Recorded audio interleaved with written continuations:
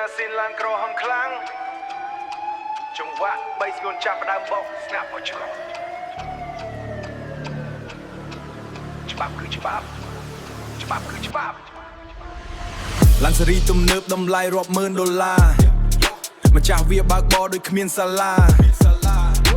ជន់កែខ្លាំងបុកគេបុកឯងតាមផ្លូវអាំងមានខ្នងលើកង្ហោប៉ៅជ្រៅកាត់មុខឡានគេមិនដែលសំផ្លូវមន្ត្រីចេះតែពៀមិនសមនឹងតម្លៃឡានថ្មីភ្លើងស្ដប់ក្រហមវានៅតែជន់ទៅមុខភ្លើងស្ដប់ក្រហមវានៅតែជន់ទៅមុខដោយសัตว์ធាតមានស្គាល់ច្បាប់ទម្លាប់ស្រុកស្លាលេពិសេសតែមកបង្អួតគេឯងតែខួរក្បាលទេតែខួរក្បាលទេដើរលេងលេងសើចសិតសប្បាយម្នាក់ឯងជិះចរិតខ្ពង់ខ្ពស់ទៅខាងក្នុងស្អុយរលួយឃើញអ្នកក៏តាមផ្លូវវាមិនងាយមើលថោវាគិតតែផ្លូវខ្នើយប៉ៅបែកវាគិតតែផ្លូវថ្នល់ជាកម្មសិទ្ធិតែម្នាក់ច្បាប់ចរិយាចរវាមិនទុកក្នុងភ្នែកព្រោះវាអាំងខ្សែនិយាយអាំងអំណាចប៉ៅបែកឡានថ្លៃតែចរិតបើកបរថោកថោកបំផុត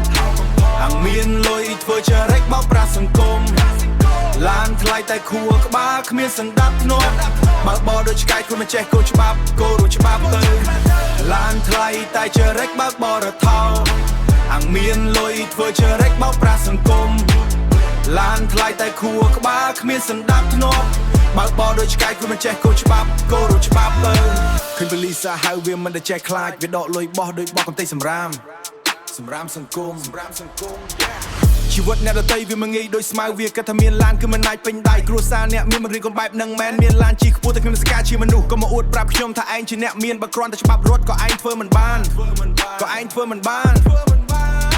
មានប្រសិទ្ធិអំណាចលេងចរិតថប់មិនជ្រះបើកឡានកាត់មុខដូចហោះលើក្បាលគេទំនឹងប្រហែលមិនខ្លាចគ្រោះថ្នាក់ស្លាប់អ្នកជិះម៉ូតូត្រូវគេផ្លូវឲ្យវាមកចងប់ក្រោមឡានវាឡើយសង្គមញ៉ៃរញ៉ៃពុទ្ធពួកអាំងលុយបើកបរអត់សតិដោយមនុស្សមិនចេះដឹងថោកទាបបន្លំក្នុងឡានទំនើបឡានថ្លៃតែចរិតបើកបរថោកបំផុតអាំងមានលុយធ្វើចរិតបោកប្រាស់សង្គមឡានថ្លៃតែខួរក្បាលគ្មានសណ្ដាប់ធ្នាប់បើបរដូចឆ្កែខ្លួនមិនចេះគោលច្បាប់គោលរួចច្បាប់ទៅឡានថ្លៃតែចរិតបើកបរថោ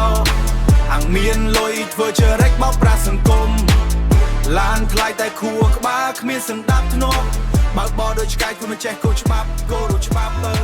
លេងថយចុះបន្តិចបន្សល់សលេងបាយលុយទិញឡានបានតែទិញមួយយានបានលុយទិញផ្លូវបានតែទិញសេចក្តីថ្លៃធ្នូមិនបានទេ